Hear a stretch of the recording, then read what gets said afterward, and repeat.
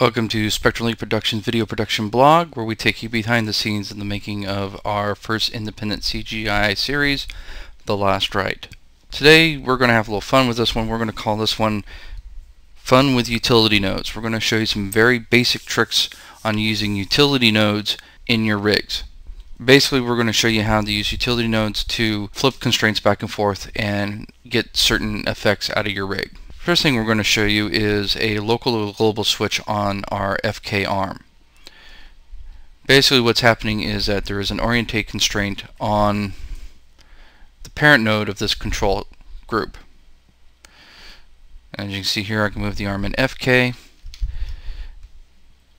The local to global is set to 1, so as I move the clavicle,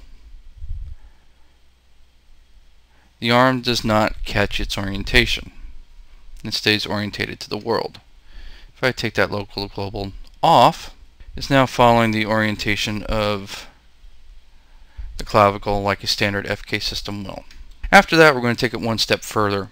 We're going to do the similar kind of blending through constraints, but we're going to add the extra layer of having it driven off of 2 variables, not just 1. So what we've got here is we have our IK controller. Now in our rigs, the IK controller affects both position and rotation. This is very, very convenient when you're animating, because you don't want to have to jump between 2 controllers by positioning and then grab this one to rotate. The problem is, however, is that since the IK controller doesn't have a hierarchy, it's floating around in world space, and sometimes its orientations get all wacky. You'll hit Euler rotations and gimbal lock and all kinds of other nightmare scenarios that are just can make your life a living hell.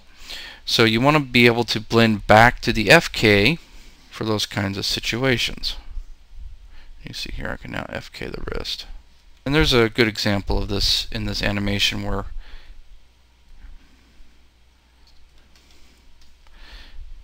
he gets into a situation here and you can start seeing that IK control just flipping around and flipping out. And so what I did is I simply turned off the FK wrist, started animating it in FK, and then blend back into it to get around the problem. There's another way to work around this problem sometimes. If you go into the graph editor, and you can see here if you isolate these curves where you get these weird steps.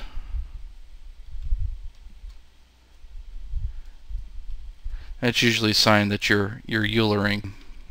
But basically what's going on is right now you see that that is rotating next 370 degrees. So if you come over here 10.249, you can see I switched it all the way to 10 degrees and it did not change.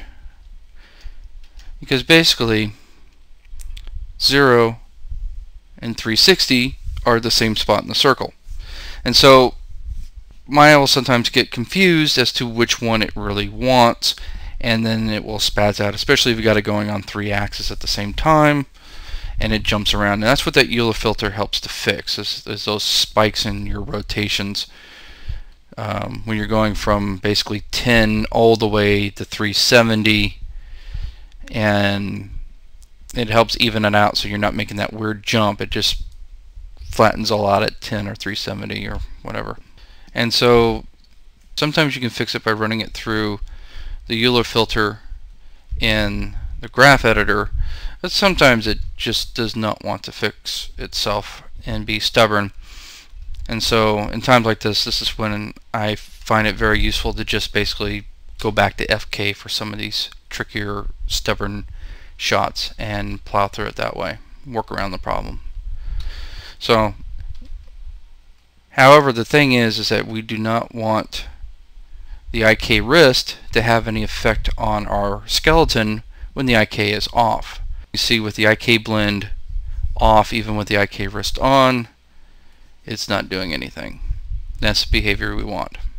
So I'm going to show you real quick how to set up both these. So here we have our very simple rig, and we have our clavicle control. This joint is orientate constraint to this control system here. IK is on. Let's turn IK off. There we go. So how do we get that effect with the FK shoulder that I showed you? Now the first thing we're going to do is we're going to create a couple of empty nodes. So if, with nothing selected, hit Control G to make it empty null. Duplicate that. We're going to just copy that there, and we're going to rename that as local marker, and then make this the global marker. And then what we're going to do is we're just going to match those transforms. This is just a handy little tool that I think I've shown you before. One of my coworkers pulled that down from High-End 3D years ago, back when High-End 3D was High-End 3D and not Creative Crash. And we've been using it for years. If you don't have a tool like this, one thing you can do is just take that and do a constraint, like a parent constraint with the offset off, and then delete the constraint afterwards. That'll work as well. Okay, so now we're going to take the local to global. We're going to take that 0 node there, which is the parent node of this chain, and then we're going to orientate constraint it.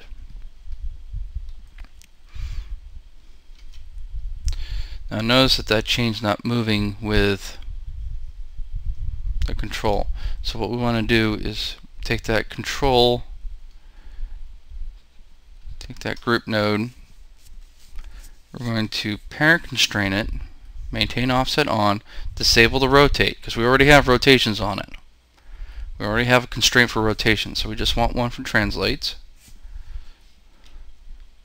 So now we have two constraint nodes on it, one for the rotation, one for the translation. Translation we can leave alone. Right? Translation's perfect, that's what we want.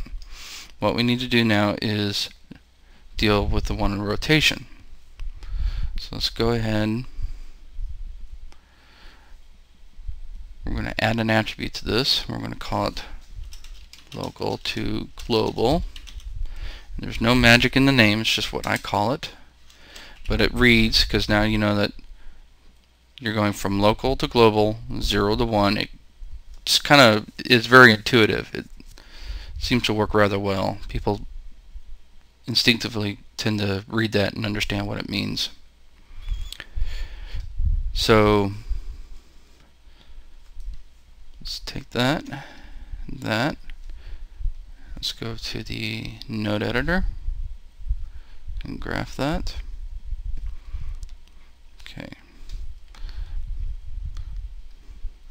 So here's our orientate constraint. And if you look at it, it's going to have two weights on it. It's going to have the local weight and the global weight.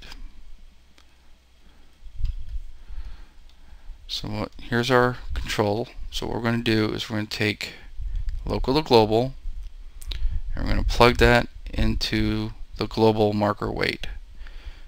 Why? Because when it's 0, we want the global to be off. When it's 1, we want the global to be on.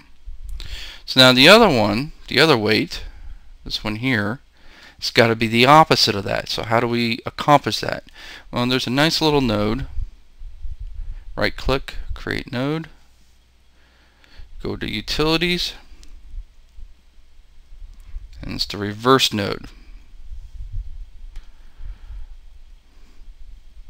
Plug the local to global into that. Doesn't matter which one, X is fine. So 0 goes in, out comes 1. Plug that into the local. And so now you'll see that your FK marker is, or your local marker is the opposite of your global marker. And if you spin that around, turn that all the way on, you'll see 0 to 1. 1 to 0, which is what we want. So now let's parent that local marker to that control, and we'll put that global marker to this little group of global markers I got in there.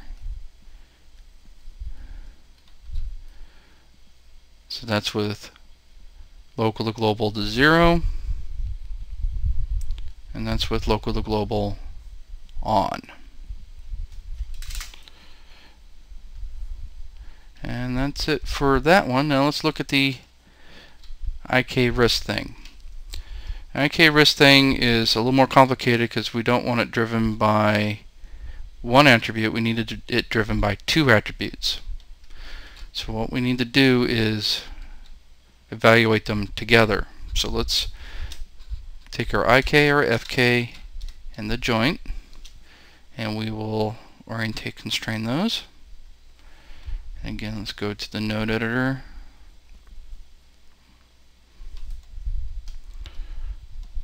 Here's our IK control. So the first thing we're going to do is, again, go to our utilities, and we're going to bring up a multiply divide node. Now by default it's set to multiply. So I'm going to take that IK blend, put it in the input of 1. Now it doesn't matter which one as long as it's the same. If I put the IK blend in the X and the IK wrist into Z, it's not going to work. So I'm going to use X for both of them. So input 1X is our IK blend. Our IK wrist is going to go to input 2X. Now it doesn't matter which one's which. You can put IK blend and input 1 and the other one input 2. The point is that you're picking one of those three axes. The IK goes to the one, the IK blend goes in the one, the IK wrist goes in the other. And then you can see that right there. There's one, there's the other. Doesn't matter which is which as long as they're both in the X slot. Or they can be in the Y or the Z as long as they're the same. That's the trick. Okay, so now we're going to pipe the result of this into the Orientate Constraints IK weight.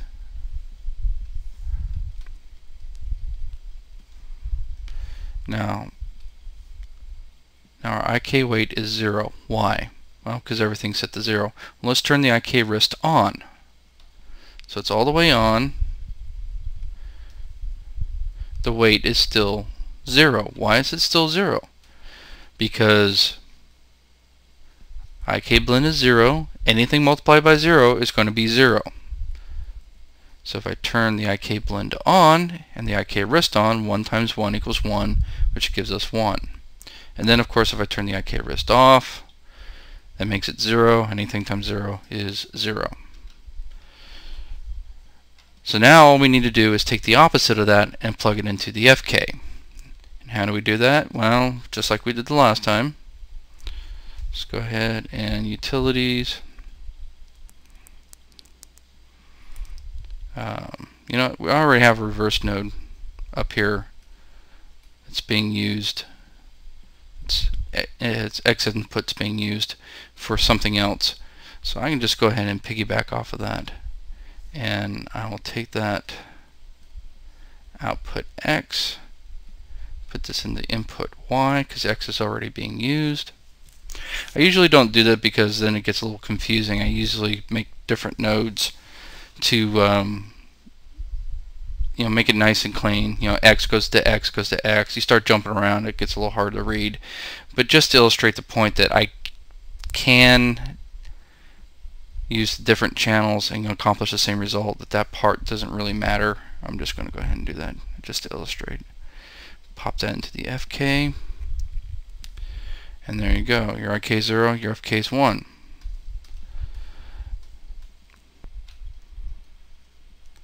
So you can see moving around. It's a little hard to see, but that joint is not orientating with the IK controller, it's orientating with the FK controller. But if I take the IK wrist on, now it's staying orientated to the IK controller. So that works. I'm going to show you one more little trick to this.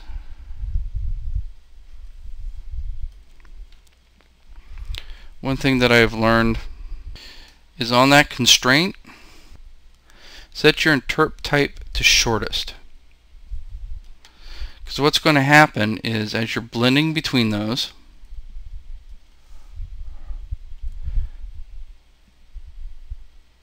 with it set to shortest, it's going to try to find the most direct route possible. Let me just kind of rotate this so it's a little more obvious what I'm doing.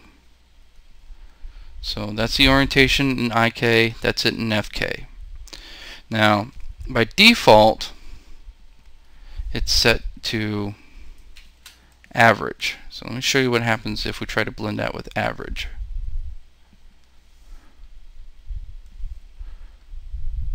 See how it's spinning around?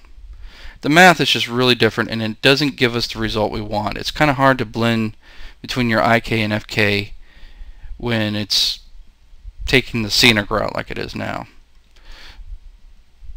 So just set that interp type to shortest, and that'll try to force Maya to take the shortest route possible between the 2 points, and this is the effect we want. And that's it for now. That's a pretty short one. I hope that was helpful for you, and stay tuned for future videos from Spectral Productions. Thank you very much.